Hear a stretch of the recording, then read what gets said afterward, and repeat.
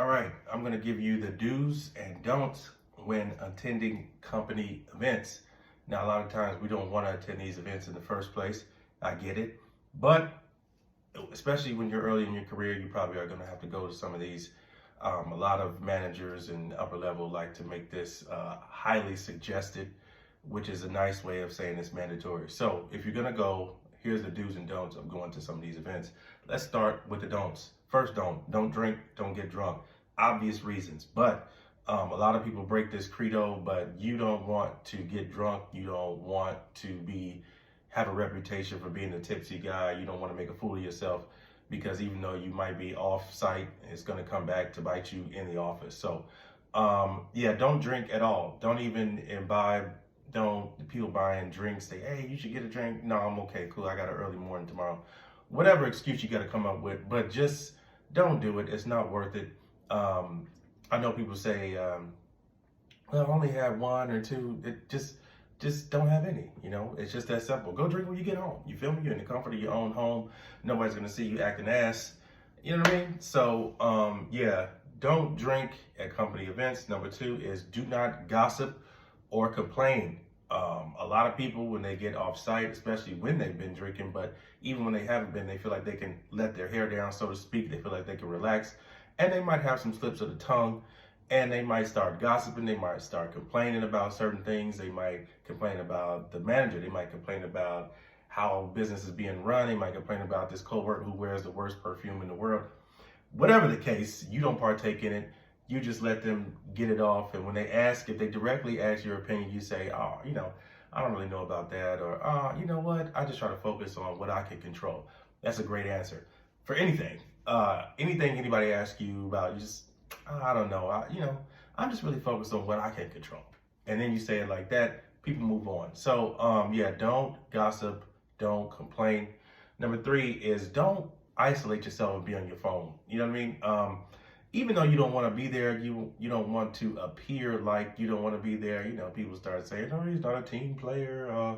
He was just on his phone the whole time. It was a great time for networking. It was a great time for team building. And he didn't do that. So don't be one of those guys that's constantly on your phone. Don't isolate yourself.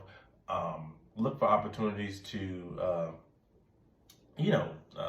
talk with, to mingle with your coworkers. You don't want to do too much. You don't want to come out of character. You don't want to do something that is false about you, but you want to look for opportunities to do that. So don't be the guy sitting in the corner isolated on his phone. Now let's get to the do's. What you do want to do is make your presence known. This is piggybacking off the last one, but yeah, make your presence known. The easiest way to do that, especially if you're an introvert like myself, is to state the obvious. It's just simple. Hey, it's really nice weather for this time of year. Obvious thing to say. It's obvious. Everybody knows it. Then people will piggyback on that. They'll remember the conversation you had. Anything. You can say, oh, wow, this is a really nice restaurant. Obvious shit. Everybody's going to be like, oh, yeah, this is nice. I really like da-da-da-da. They're going to piggyback off what you say, and then you just chime in periodically. If there's sports on the TV or wherever you at, oh, LeBron's playing really well for his age. Obvious shit. You know what I mean? Make obvious observations. The more obvious, the better. People will piggyback on that. Everybody remember that you were there, that you made your presence known. They'll remember the conversation they had with you. And it gives them an opportunity to really fill in the rest of the conversation by stating something obvious. So that's one for introverts, but really for anybody, but especially if you're an introvert like myself. Make your presence known by stating obvious things about the establishment you're in or the surroundings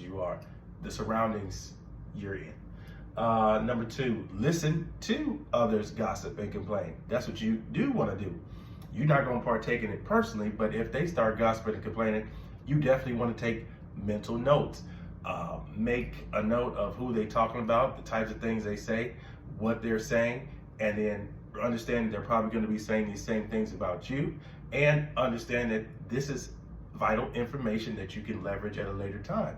So don't let this go over your head. Don't categorize it as just idle chatter. No, this is information that can prove useful to you in case certain situations come up, certain situations that could be harmful to you. You have an ace in your back pocket. So always pay attention, take mental notes, not only for yourself, but to use it for leverage in certain situations if need be.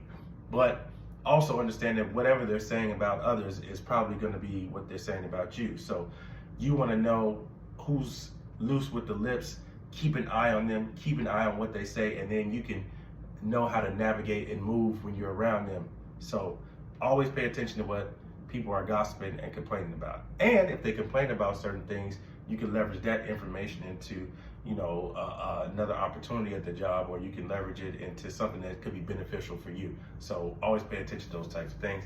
And the last one is exit the gathering early. So after you make your presence known, after you listen to people, everybody knows you were there, everybody knows you didn't drink, everybody knows you were somewhat sociable, everybody can recount the conversations that they had with you. You want to go ahead and exit after that. And you don't want to stick around too long. People get more drunk, people get more obnoxious. Some things may pop off. Some people may get rude with each other. Some people may get into arguments.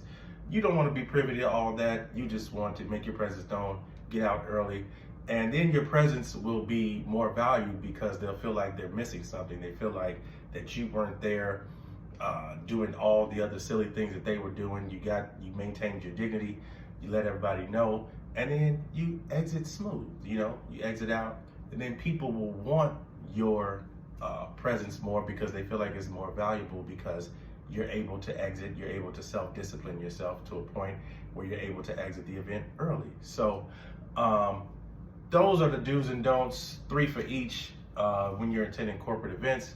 All right, as always, if you want to learn more, grab my book. The link is in my bio, A Black Man's Guide for Working in Corporate America, available on Amazon now.